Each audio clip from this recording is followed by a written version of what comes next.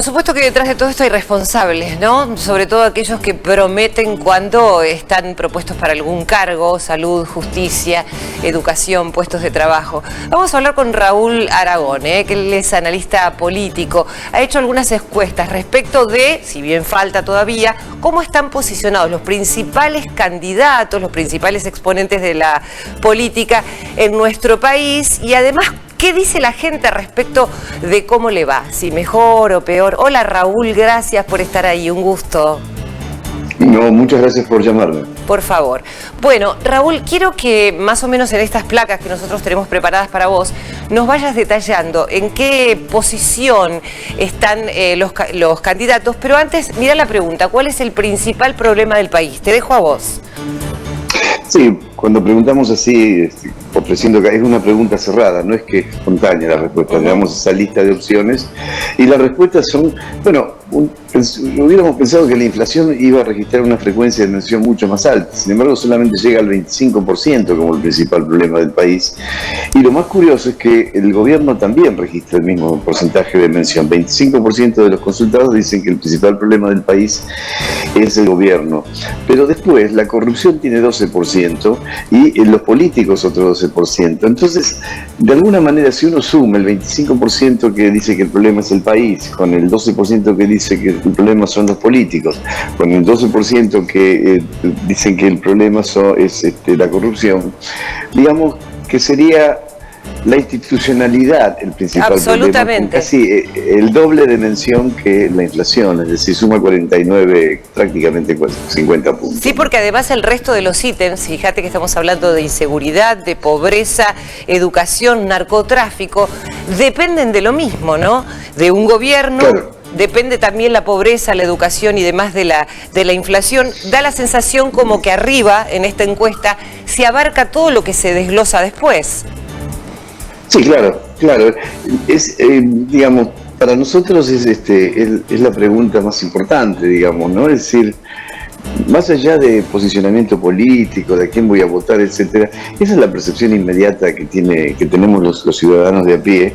Y esto no está acá la placa, pero también cuando preguntamos cuál es su situación, cómo califica su situación personal en general, no solamente la económica, este año, en este momento, la califican más o menos con 40%, 45% positiva.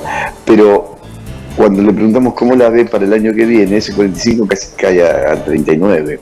Es decir, que además hay pesimismo. Es decir, la percepción de un futuro, la imaginación de que el futuro va a ser peor, es la esencia del pesimismo, ¿no? Es decir, y esto se combina con la placa anterior que estábamos viendo de alguna manera, claro. ¿No? Es decir, el gobierno no me sirve, los políticos no me sirven, hay corrupción por todos lados, ¿y cómo va a estar el futuro? Y mal, ¿cómo va a estar? Y sobre todo teniendo en cuenta, Raúl, teniendo en cuenta que cuando hablas del año que viene y la posibilidad de proyectos, el año que viene hay elecciones, se presume que frente a cualquier cambio, la gente claro. podría estar esperanzada, sin embargo, no es así. Y recién tenías también una placa donde se hablaba de la gestión de Alberto Fernández, y aquí tenemos a quién votaría para elegir presidente. Sí, tuvimos que hacer 3 escenarios, en realidad 4 escenarios de esto, porque no está muy claro quiénes son los candidatos en primera vuelta. No tiene sentido medir escenarios de paso ahora, porque tendría que poner 5 de un lado y 5 del otro, claro. Y termina por dispersarse, no es real ese dato. Lo que hicimos fue medir escenarios de primera vuelta. En el primer escenario de primera vuelta, Horacio Rodríguez Larreta estaría ganando, le está ganando a Sergio Massa, que está segundo, pero no está ganando, sí, está ganando, pero no... está ganando la primera vuelta, pero no en primera vuelta, con 29,1% de los votos. Lo sigue Sergio Massa con 24,8%, y acá lo que vemos en el caso de Massa es que él retiene toda la intención de voto de Cristina, que la midas como la que midas tiene 22 puntos siempre. A ver, ¿me podés repetir esto? O sea, Massa retiene toda la intención de voto, a pesar de los altibajos, me refiero a las idas y vueltas de claro. Massa, ¿no? Sí. A pesar de la confrontación que tuvo con Cristina en su momento, en el 2000. Pero lo que ocurre es que si lo pones como único candidato del Frente de Todos, ese voto kirchnerista, peronista, etcétera, no tiene dónde ir. Claro. O sea, o lo vota él o no puede votar Juntos por el Cambio. Y en tercer lugar queda Javier Milei con 18,3%. Acá lo que hay que decir también es que si este es el escenario, si este fue el resultado de la primera vuelta, el balotaje gana Larreta. Porque el voto Milei, el balotaje sería entre Larreta y Sergio Massa, pero esos 18 puntos de Milei no van a ir a ningún otro lado más que Larreta, no pueden ir nunca a la izquierda, al peronismo. Así que ese es un escenario. El otro escenario es cambiando Larreta por Patricia Bullrich. Y en ese caso Patricia Bullrich mide un poco mejor, Sergio Massa mantiene prácticamente el mismo valor, y acá disminuye casi 2 puntos Javier Milei, que se lo lleva a Patricia Bullrich, porque de alguna forma hay un componente del voto de Patricia Bullrich, que si no está Patricia Bullrich vota Milei, no vota a Larreta, es decir, no es un voto estrictamente propio de Juntos por el Cambio. Sino es un voto más personal. Es un voto más personal y más ideológico. Claro. Quisiera agregar un par de cosas más. Hay 2 escenarios más donde sustituimos a Sergio Massa por Cristina Kirchner.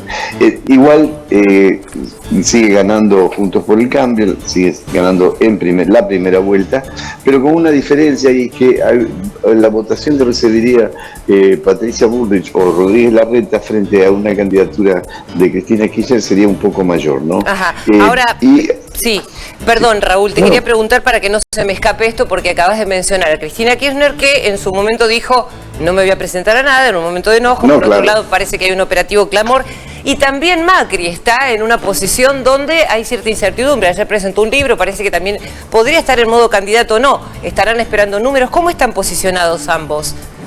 Yo creo que están esperando números, pero ambos, incluso está en este estudio, no está en las placas, pero está en este estudio. Hay una pregunta que es respecto, candidato por candidato, preguntamos si usted seguramente lo votaría, probablemente lo votaría, podría llegar a votarlo, nunca lo votaría. Tanto en el caso de Cristina Kirchner como de Mauricio Macri, el nunca lo votaría llega casi al 60%, es decir, tienen un techo, no pueden ganar nunca un balotaje. Okay. Claro.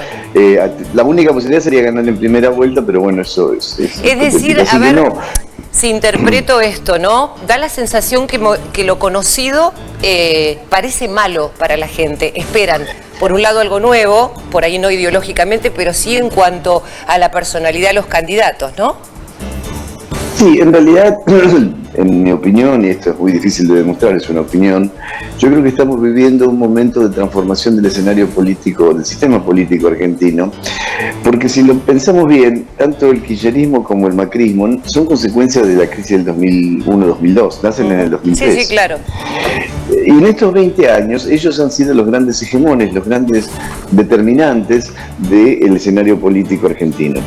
Más allá de quién gobernó más, menos tiempo, si acertó más, acertó menos, endeudó, no endeudó, repartió planes, más allá de estos detalles, más allá de quién fue oposición y quién fue oficialismo, más allá de eso, la consecuencia de estos 20 años de gobierno, bajo ese sistema político ordenado por la figura del kirchnerismo, por Cristina Kirchner y Mauricio Macri, nos trajeron esta situación. Absolutamente.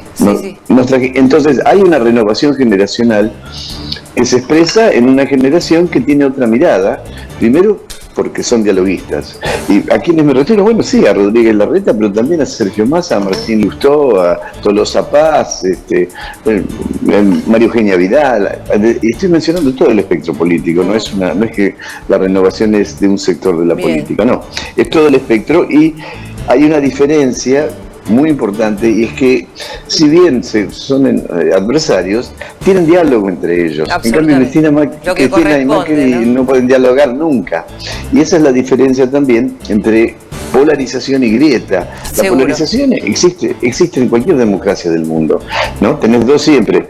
Pero en la polarización el otro es el adversario al que hay que vencer, y una vez que lo venciste o te venció vos, hay que sentarse a dialogar. La grieta es distinta, la grieta el otro es el enemigo y hay que destruirlo, no hay que vencerlo. Y además no hay diálogo. Tal cual. Entonces creo que estamos estamos en proceso de salir, en el proceso de estos 2 años, 3, estamos en proceso de salir de la grieta. Raúl, gracias.